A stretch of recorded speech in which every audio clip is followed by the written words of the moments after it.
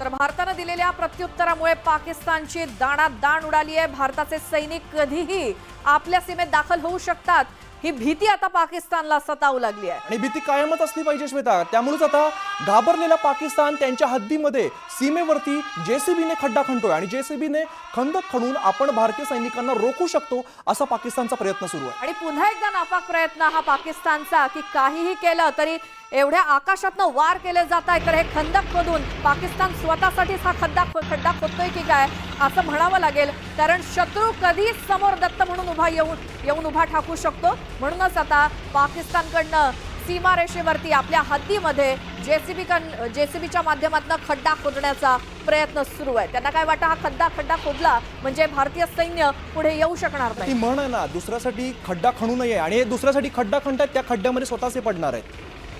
तर पाकिस्तानकडनं काय केलं जाईल याचा काही भरोसा नाही। त्यामुळे पुन्हा एकदा हास्यास्पद काम पाकिस्तानकडनं पुन्हा एकदा हास्यास्पद काम केलं जातंय ते म्हणजे सीमारेषेवरती खड्डा खोदला जातोय।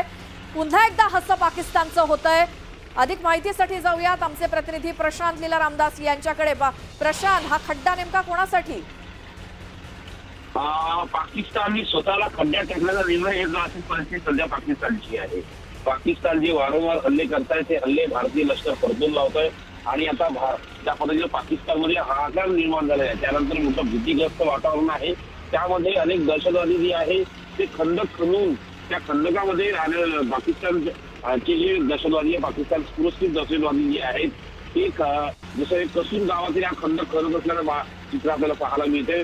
कसूरमध्ये हे ज्या पद्धतीनं जैश ए मोहम्मदच्या संदर्भातलं हे गाव आहे तिथला मोर्चा तिथलाच होता आणि सोबतच ज्या पद्धतीने माहिती मिळते साधारणतः ज्या पद्धतीने खंदक खणले जाते या खंदक खणण्यामागे कारण असं आहे की भारताचे जे हवाई हल्ले आहे त्या हवाई हल्ल्यापासून वाचता यावं यामुळे या खंदकामध्ये आश्रय घेता यावा यासाठी प्रयत्न या खंदकाच्या माध्यमातून या खंदक खणून दहशतवादींना मदत करतायत पाकिस्तानी लष्कर आणि पाकिस्तान लष्करची जी घाबरगुंडी उडालेली आहे त्याचमुळे अशा प्रकारचे ठिकठिकाणी खंदक खणले जात असेल अशा प्रकारची माहिती पुढे आलेली आहे। पाकिस्तानमध्ये जो हाहाकार निर्माण पाकिस्तानच्या 7 मोठ्या शहरांमध्ये भारतीय लष्कराने जोरदार हल्ले केले होते। त्यामध्ये कराची असो, पेशावर असो, पहलगाव असो, पेशावर असो, त्यानंतर सोबतच जर बघितलं तर इस्लामाबाद असो, लाहोर असो या सगळ्या भागांमध्ये जो हल्ला केलेला आहे त्यामुळे पाकिस्तानचा हाहाकार उडाला आहे। त्यामुळे आता खंदकाचा आश्रय घेतला जात आहे। प्रशांत, जम्मू पासून जैसलमेर पर्यंत सीमारेषा आहे, फक्त कसूरमध्ये खड्डा खोदून काय होणार आहे?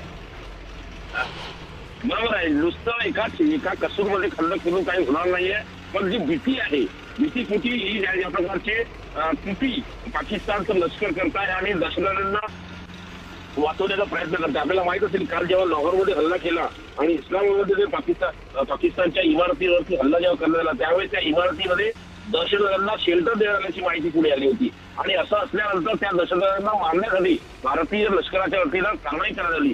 हे जे दहशतवादी लपून बसले होते त्यांना बरं प्रशांत, धन्यवाद या माहितीसाठी। दरम्यान एक मोठी बातमी समोर येते आहे। दिल्लीमधून बातमी आहे, दिल्लीमध्ये दुपारी 3 वाजता सायरन वाजणार आहेत। प्राथमिक चाचणीसाठी हे सायरन वाजवले जाणार आहेत। मॉक ड्रिल ठिकठिकाणी केलं जात आहे। आपण थोड्या वेळापूर्वी काय कालपासूनच दृश्य बघत होतो इंडिया गेट परिसरामध्ये हातामध्ये स्पीकर घेऊन पोलीस जे आहेत ते स्थानिकांना सूचना देत होते, एक प्रकारे अलर्ट करत होते आणि आता दिल्लीमध्ये दुपारी 3 वाजता सायरन वाजणार असल्याची माहिती मिळते। तर सगळ्यात आधी जे मॉक ड्रिल झालेलं होतं ते काश्मीरमध्ये झालं होतं आणि त्याचा फायदा कशा पद्धतीने आपला झाला ते आपण बघितलं आणि यानंतर आता दिल्लीमध्ये दुपारी 3 वाजता सायरन वाजणार आहे। तर 1970 नंतर प्रथमच दिल्लीमध्ये अशा प्रकारे सायरन वाजवला जाणार आहे।